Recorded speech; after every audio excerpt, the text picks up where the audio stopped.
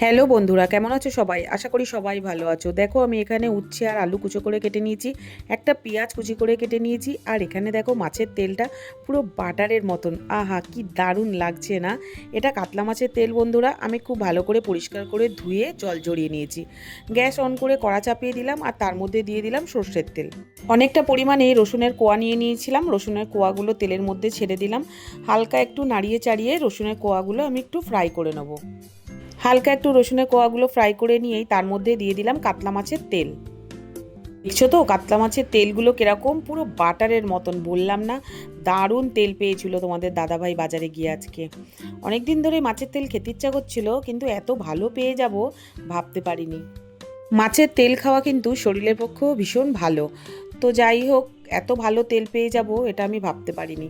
মাছের তেলটা একটু হালকা নাড়িয়ে চাড়িয়ে দেখো এর মধ্যে আলু আর উচ্ছে যে কুচিয়ে রেখেছিলাম সেটা আমি দিয়ে দিলাম।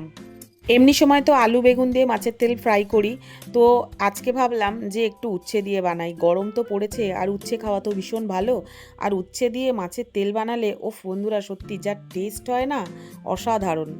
স্বাদ মতো নুন দিয়ে দিলাম আর হলুদ গুঁড়ো দিয়ে দিলাম। এই দিয়েই ভালো করে আমি এটা ফ্রাই করব। লঙ্কা আমি দেবো না বন্ধুরা, কারণ উচ্ছের সাথে কিন্তু লঙ্কাটা যায় না আমার মনে হয়। যাই হোক, এই জন্যে আমি লঙ্কাটা দিলাম না। হালকা একটু নাড়িয়ে চাড়িয়েই আমি 10 মিনিটের জন্য ঢেকে দেবো। 10 মিনিট হয়ে গেছে, ঢাকাটা খুলছি। তোমরা কারা কারা মাছের তেল খেতে ভালোবাসো বন্ধুরা, কমেন্ট করে অবশ্যই জানিও।